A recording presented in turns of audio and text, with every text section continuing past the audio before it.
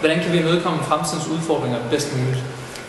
Det synes jeg faktisk er meget simpelt, hvordan man kan imødekomme fremtidens udfordringer. Jeg synes, man skal kigge på Generation Next DNA, som er, at de gerne vil deltage, de vil gerne co-create, de vil gerne være med i processerne. Så det jeg faktisk kort sagt synes, man skal gøre, det er at invitere Generation Next med næste gang, man har et strategimøde på universitetet eller lignende, og så prøve at lytte lidt mere til Generation Next. Så vi siger, jeg synes, man skal lytte, og jeg synes, man skal tage seriøst, at man lytter, og jeg siger, lad dem deltage i de her processer, fordi det er den eneste måde, man kan imødekomme deres behov på.